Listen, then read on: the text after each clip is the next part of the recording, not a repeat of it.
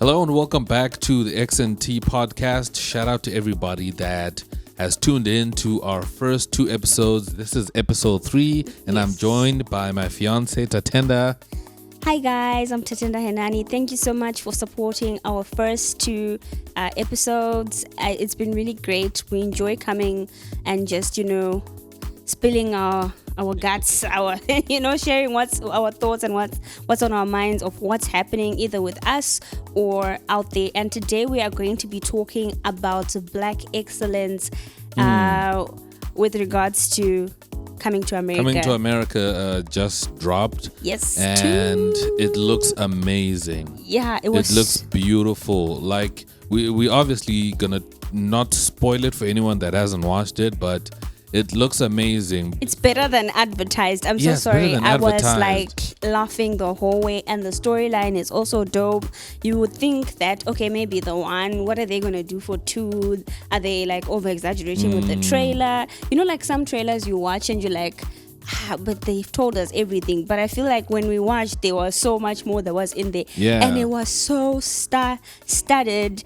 I mean, yeah, wow. Like you could see with the trailer that they promised that there's gonna be a lot of people in it, including some South African actors. I was so excited. To see Nomzamo. Yeah, like they did with Black Panther. I really like that. They're involving African stars as well when they do stuff that has to do with Africa. I feel it authenticates the African experience for people that don't know the African culture and all that. I think even the outfits, they were amazing. They also look really authentically African, because I feel like some movies, when they talk about Africanism and show Africans, they don't really take from the really actual African culture. Yes, yeah. African design of African culture. I feel like this one really did a good job. And one key thing that I also noticed was that they changed the tone of the movie, because this one is now more for all ages. Yes. If I can put it that way. The first one was very adult. Eddie Murphy in his heydays, he was with the dirty jokes and cursing and all that. But this one was cool. clean. And I'm sure there's going to be people that are not going to be a fan of this movie. As always, because of the kind of change of tone. But one thing I just wanted to point out first before we go anywhere is the fact that a lot of people are not used to seeing Black people in this kind of spectacular fashion. Yes. Remember when Bridgerton came out, what some people were saying that, it's very inaccurate, how's the Black people there as royalty it's a fantasy. And all that. It's fantasy. It's like a fairy tale. And I love the diversity that was in there. Yes. There were Asian people, there were white people, there were Black people, and in higher parts of society. And I think that's okay. It's reflective of the modern times. And even the writers and the designers even said even the clothing was according to the olden times, but they had a twist of the modern times with it as well, and came with the writing and the casting and everything. And I feel like it's the same for Coming to America too. It's about a Black excellency and unapologetic, being unapologetic about I was gonna say about Black excellence. The thought that I had, let me just get this out before I forget. I was gonna say that when it comes, some people, especially people that are not Black, that are not like us, they don't understand when we talk about Black excellence. For us, we're people that are still trying to gather our own confidence and confidence in ourselves, and find our identity and be confident in ourselves. Because when you talk about royalty, people always think about the queen and the princes and the kings of Europe and all that. But Africa always had royalty. We did, but it's not popularized and commercialized as much. Yes. So when we are proud, when we talk about things like Wakanda, Zamunda, and all that, for us it means a lot. It's putting Black people in a place where we can get used to seeing ourselves as royalty, and it's gonna take a while for some people to get used to seeing Black people as royalty. And I get that, but it means a lot for us to see ourselves in that way, especially generation after generation. Yeah. You understand? Because if we have a generational gap where people, where like black kids don't have the confidence to feel royal or feel like they can be in that position, then it just destroys confidence in our own selves and in our own culture. That's true. What were you gonna say? No, I was just going to add on to the fact that you're saying, like, whenever we think of royals, we always think of the Queen of England, but it's always about white people. We never really think of even another race, like the Chinese or the Indian or the Asians, of which every single race has a kingdom. And whenever we think of the African kingdom, we always think of something negatively attached to it, like Shaka Zulu and what he did to his African people, but we never talk about his greatness. And African warlords in movies, African whenever warlords. Africa is involved, especially in even in present movies. day, like the Zulu kings or the Swati kings, we always hear like the negative things, but like we never hear the positive things. But when it comes to the royalty of like the Queen of England, we always hear only positive things about them. So it's like this coming to America kind of changes the narrative that not everything is negative about black people, which is the narrative that has been pushed for so many centuries, that it has also affected how we carry ourselves, our individuality, how proud we are, if whether it be of our African attire, of our hair. I loved the hair on the gods, on the people. It was so nicely done, not those bad wigs of black people's hair. We have nice hair and it was represented well. I really was just like, I really loved it. And even like the representation, like I was saying, there was African actors. We saw Trevor Noah in there, Nomzamo Mbatha, and being I actually didn't know roles. Trevor Noah was there. Dude, I didn't know, because I only knew like, of Nomzamo Mbatha and the other guys, like even Davido was there as well. Yes, Davido. I didn't even know. And when they had performers, they had like real performers that were there. It was just so, I don't know, it was overwhelming in the right ways. Yeah, and I mean, it was done pretty well. Like even like the I don't think it's spoiling. Like just the treatment of it. Like when it comes to like the treatment of it. Like we know some scenes are obviously like CGI, and we know that Eddie Murphy likes to do the transformations where he plays like an old man and he does these things. The quality is so perfect. Like, it's so done very well. Yeah, it represents that we're in 2021, we're in the future. Not like back in the day where someone plays like an old character with this makeup on and you can see, you can see it. It's like there, but you can tell obviously it's Eddie Murphy, if you really notice it, but it's good. It's updated. It's really nice. Like I feel like it came out really beautiful, and I'm really happy that they did this. We needed a movie like this to follow up Black Panther. Yeah, we did. Especially at a time like this. Yep. With everything that has been happening with black people, from the Black Lives Matter movement, from the the Nigerian movement, Nigerians Lives Matter, Zim Lives Matter, Namibians Lives Matter, Congo Lives Matter. It's like a lot of things that are happening to Africans, and we needed something that really celebrates us. From music to art to makeup to hair to the story, and to really just embracing culture and also embracing the changes in our cultures that are happening. Because seldom enough, like a lot of people look at culture and they think of, we're being shackled, we're being bound, but that's what keeps us. Like people embrace their cultures, even if it's like with Indians. Have you seen how beautiful their weddings are? They are so colorful. They're amazing. Dude. They are excellent. Like they're outstanding. In China, they really stick to their go guns all the way out with the treatment of the weddings and all that. So colorful. They are really dope. They really respect their culture. If culture is what we watched the new Tom and Jerry. We watched that wedding. That's how real Indian weddings are in real life. Wow. If they are put in that, it's truly amazing. And it's like we also need to get to a point where we embrace just that. Yes. Like I feel like even the whole having two weddings, your African wedding and your Western wedding. I just feel like a lot of people now, I've noticed, they don't actually do the white wedding. They just do the traditional one. We bring back to roots, because whenever we think of lobola, we think of the shekels. Oh no, they're selling their child, but that's actually marriage. If you think of the Western way of doing things, the other family pays dowry. There's a family that pays for the wedding. Exactly. Yeah, most of us don't even know what dowry is. Yes, but it's lobola. Yeah, it's lobola. So like when we do 2 weddings, it's like we are getting married twice for the Y. You can make gowns of weddings. Like I love the one Nomzamo was wearing at her wedding.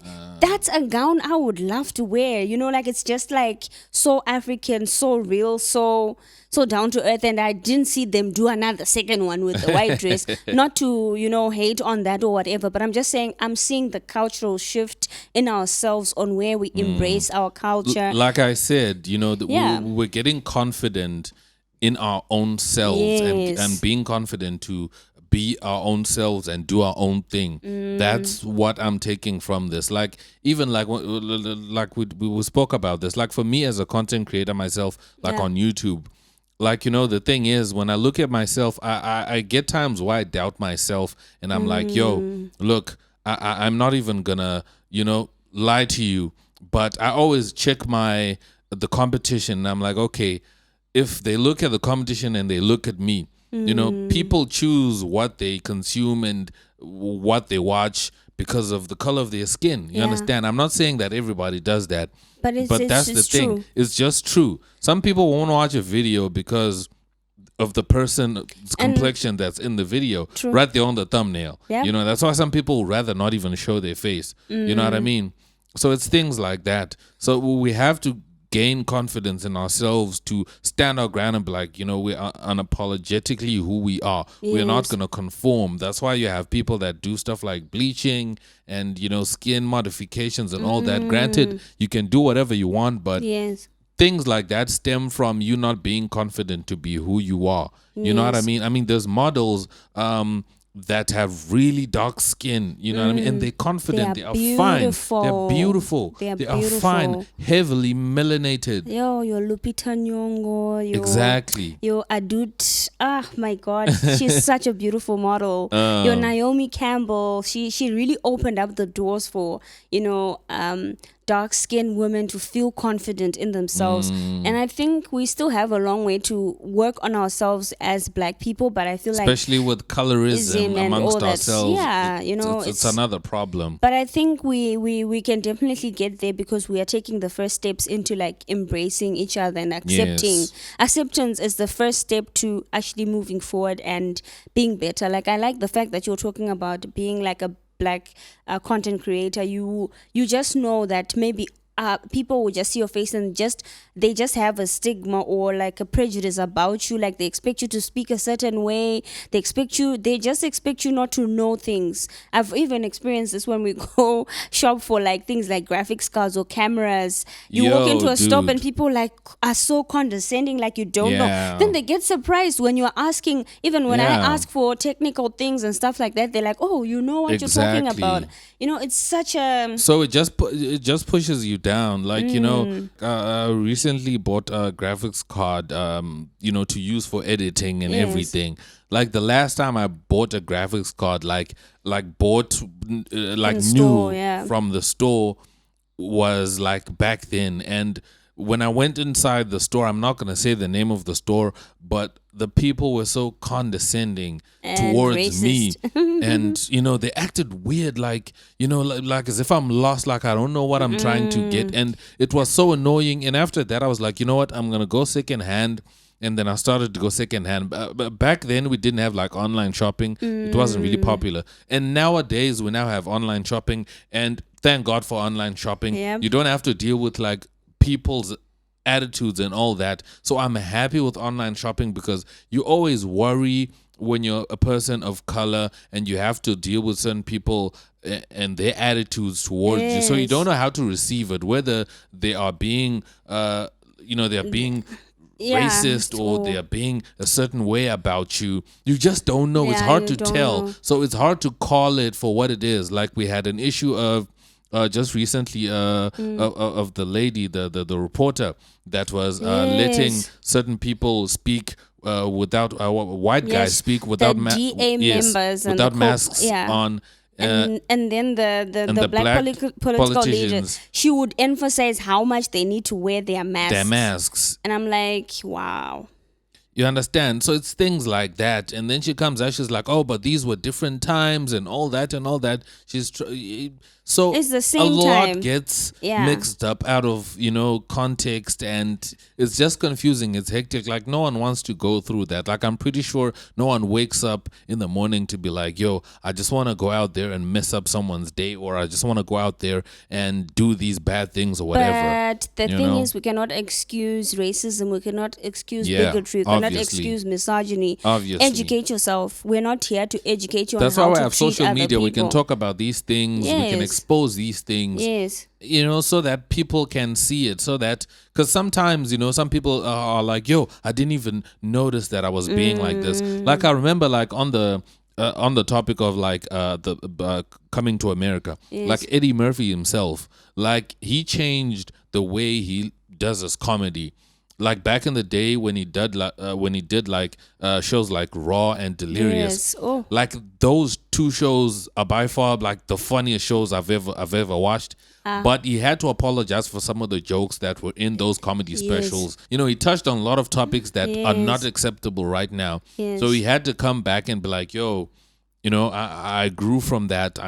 This is obviously not acceptable. So, and all of that. So I feel like as a people, as a world, we are changing, we are growing, we are all, morphing and evolving and getting used to coexist with one another. And that's why we need more Black Panthers. We need more Coming to Americas. We need more of these shows and more of these events that put us together and tell stories that were never told, because we obviously know about the stories of England and the Europe they make and the sure America. They keep reminding us. We now need to hear stories about Africa, like what happened here in Africa, like the stories, fictional stories. Our stories just don't start post-colonial times or during colonial. Stuff I'm that tired of happened watching back slavery then. stuff. I'm just that's not. you know I what? don't wanna watch It's that good. anymore. It's good to know where our history comes from, but it can't be every time Black people. You're so fired up after you watch a movie like that. And like, what do I do with this emotions now? And this anger, and then if you watch it with other people of other races, they'll be just like, okay, we don't know what to do. It wasn't us,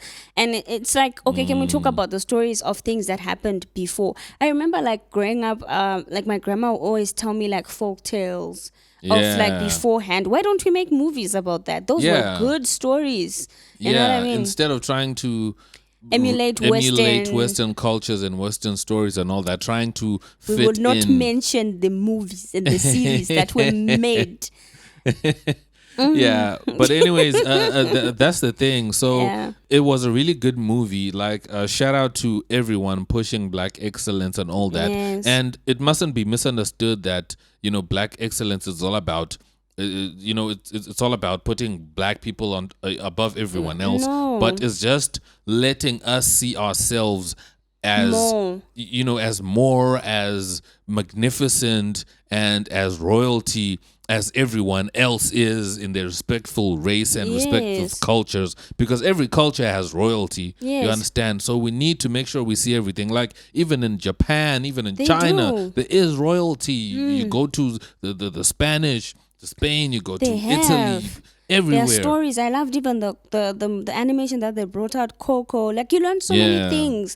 Things that were demonized. Anything that's not white is demonized. Because it's like, oh, you worship this, you worship that. It's voodoo this, it's voodoo that. And it's like, no, why does it have to be dark all the time? Yeah. You know what I mean? Doesn't have to be. Doesn't. So that's that kind of thing. But shout out to Eddie Murphy and his team for putting this together in Arsenio Hall. For putting this whole thing together. It really came out really nice. It did. And obviously, we want to know what you guys thought about it, if you have watched it. And we want you to join the conversation and let us know what you think about this and Black excellence and all of that. Like, we try not to go in too much about race, because we know that it's a sensitive topic and all that, but Black excellence is something that we can talk about. We need to appreciate it because we can also appreciate, Asian excellence, white excellence, and every other race and yes, they are known for something. and great. nationality and everything. We're all great as human beings, but we need to respect each other in our respective areas and what we do, so we can be able to coexist respectfully. People fear what they don't understand, so make them understand so that there's no fear. And there's no this thing of suspecting or being afraid of the unknown. Let it be known so that you understand. Yeah, I also like is it Daniel Acho who does Uncomfortable conversations with a black man. I really love appreciate that. those videos because those are the conversations that need to be had, uncomfortable conversations. Yes. It's like in a home. You need to have those uncomfortable conversations so you grow. It's like when, a parent sits you down for a lecture. The lecture is coming. You can see it. You can tell the atmosphere that, okay, it's about to be a lecture. But uncomfortable conversation means the parent needs to also hear what the child thinks. Yeah. That's another thing. That's another thing as well. It has to be a back and forth where we exchange what we think and speak about how we feel so we understand each other. But I'm just trying to say that conversation is important. Yes, it is. In anything, we need to conversate so we understand each other.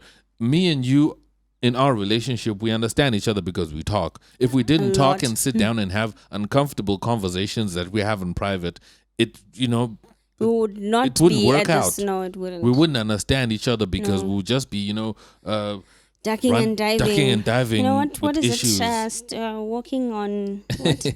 Eggshells. Yes, walking around eggshells. Yeah. Around each other, like. Yeah, so we need more of these movies, not once every decade or whatever, but we need to see more black excellence. Yeah. More black people doing amazing things, and we obviously can't force other people to enjoy it, but we're just saying do that it for us. yeah, but we're just saying that at least be happy for us. Be happy for someone else who's doing good, someone else who's achieving something that's excellent and doing something that's really good. You know what I mean? Hey, like even Tyler Perry, they shot it at Tyler Perry Studios, right? Yes, they did. Yeah, they did. If Tyler Perry didn't have those studios, if he didn't do what he did, on the ground where like a lot of heinous stuff happened, if you check the history of the land that he bought to build that studio. Slavery plantation. Yeah, plantation and whatever. It's crazy. So it's things like that. We can't just have like a one Oprah. We need to have a lot of Oprahs, in a short space of time and empower a lot of people so the world can grow, cultures can grow, so we can all get big. That's true. Yeah. But anyways, let us know what you thought. Join the conversation On black excellence, what you think, and what other things you think we can do as Africans to elevate, as black people to elevate. What did you think of Coming to America? If you watched it, please watch it. If you haven't, go check it out. Make sure you go check it out. Really enjoy it. It's just, you can watch it with your whole family. Yes, it's still family friendly. Yeah, it's very beautiful. So if you're watching on YouTube, make sure you comment down below, join in the conversation, leave your thoughts down below. If you're listening to this podcast elsewhere, you can leave us a good rating and also share the podcast, man. On Spotify, please follow us. Please follow us on Spotify. Podomatic, you can like, you can comment. Here on YouTube, you can watch, you can comment, you can like, you can subscribe. Yeah, we really appreciate everyone that tunes in, man. And yes, we are introducing something new for the podcast. We're going to be giving away 100 Rand airtime to one lucky listener or viewer. I understand data is really expensive, especially for long content like this. So if you're listening to it on Podomatic or Spotify, go to our YouTube. Yes, and then you can definitely leave a comment down below. Also follow us on Instagram on the XNT podcast or XNT Instagram page. The links will be down below. And when you do comment down below, you stand a chance to win. And let us know, give us your Instagram handle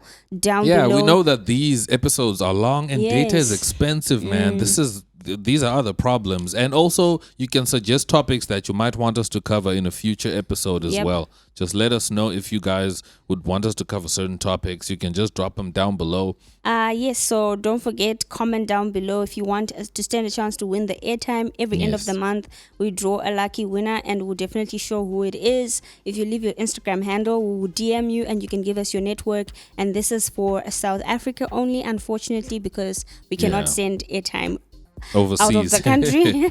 Yeah. But yeah, thank you so much for listening and taking your time. And you know, I'm Tatenda Henani. And I'm XD. And we're out. Peace. Peace. And love. Much love and light.